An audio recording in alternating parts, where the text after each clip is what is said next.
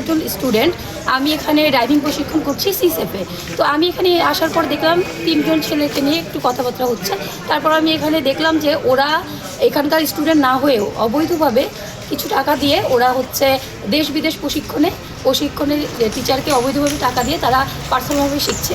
এখানে তো তারা যদি এইভাবে শিখে তাহলে তো এখানে কোনো নিয়ম লঙ্ঘন করা হলো। আমরা চাচ্ছি এখানে নিয়ম মেনে এবং দুর্নীতিমুক্ত আমরা একটা প্রশিক্ষণ কেন্দ্র চাই। আমি দেখলাম যে মালিক স্যার নামে একজন শিক্ষক এখানে অবৈধভাবে এই টাকাটা নিচ্ছে। তো আমরা চাই যে এখানে দুর্নীতিমুক্ত এবং অবৈধভাবে কোনো কিছু না হয়ে আমরা সঠিকভাবে প্রশিক্ষণ পাই। ভোটের আগে 22 তারিখ 3000 টাকা 1500 টাকা দিয়েছিলাম, পরে 1500 টাকা দিয়েছি দিয়ে ভর্তি হয়েছিলাম। ভোটের পরে আমি ক্লিন করেছি। আজকে ধরে আমার বলেছে আমি কয় টাকা দিয়ে ভর্তি হয়েছি। আমি আরিফ স্যারকে বলার পরে আরিফ স্যার আমাকে দাঁড় করে আমাদের সবাইকে জিজ্ঞাসা করলো কয় টাকা দিয়ে ভর্তি হয়েছি। প্রিন্সিপাল স্যার ডাকলো, ডাকার পরে এতে যে স্যারের কাছে ভর্তি হয়েছিলাম ওই স্যারকে ডাকে মালিকের কাছ থেকে টাকা দিয়ে শিখতেছিলাম। এটা অবৈধভাবে শিখেছি। আমি ঢুকছি কারিগরিতে। এখন কারিগরিতে মালিক স্যার ওনাকে আমি 3000 টাকা দিয়েছি রোজার আগে। দেওয়ার পরে উনি গাড়ি চালানো শিখেছে। এখন আজকে গাড়ি চালাতে যে আরিফ স্যার ধরে বললো যে কয় টাকা দিয়ে কি ভর্তি হয়েছে। আমরা বলছি 3000 টাকা দিয়ে, কিন্তু আমরা তো জানতাম না যে কারিগরি এই নিয়ম করছে যে টাকা দিয়ে শেখা যাবে না, এটা সরকারি শিখতে হবে। এখন প্রিন্সিপাল স্যারের রুমে গিয়ে বললো যে কয় টাকা কি, আমরা বলছি 3000 টাকা। বলছি 3000 টাকা নিয়ে নেবে তুমি। স্যারের কাছে 2000 টাকা দিয়েছিলাম, দিয়ে গাড়ি চালানো শিখতেছিলাম। আজকে ওই আরিফ স্যার আমাকে দেখে বলেছিল তাই গাড়ি চালানো শিখতেছিলাম। প্রিন্সিপাল স্যার আমাকে ডেকে নিয়ে বলেছে যে এদের কাছে টাকা নিয়েছে, টাকা ফেরত দিয়ে দাও। আমি এদের টাকা ফেরত দিয়ে দিচ্ছি।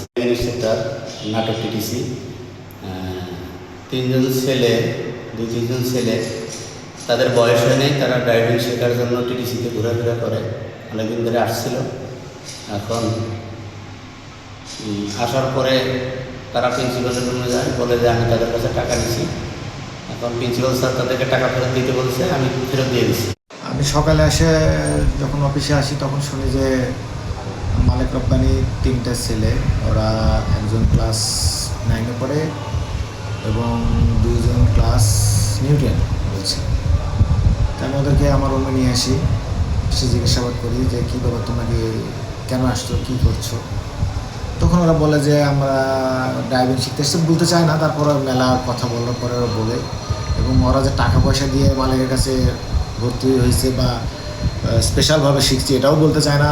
মেলা কথা বলার পরে এক সময় বলছে যে হ্যাঁ আমরা আমাদের বড় ভাই বা চাচা এক সময় শিখে গেছে, তাই আমরা তার মাধ্যমে আমাদের ড্রাইভিং শেখাটা খুব দরকার, তাই আমরা টাকা দিয়ে 4000 টাকা, একজনের মনে হয় 2000 টাকা আর 2জনে 3000 টাকা করে দিয়েছে।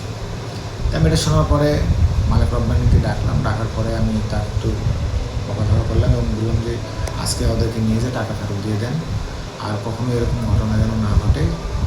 এটাই আমি তার সাথে আর একজন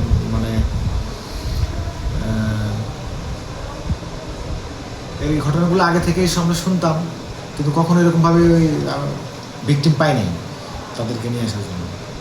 তাই আজকে আমি তাদেরকে পেয়েছি এবং বলেছি যে টাকাগুলো ফেরত দিয়ে দেন আর ভবিষ্যতে যেন এরকম কোনো ঘটনা পুনরাবৃত্তি না ঘটে।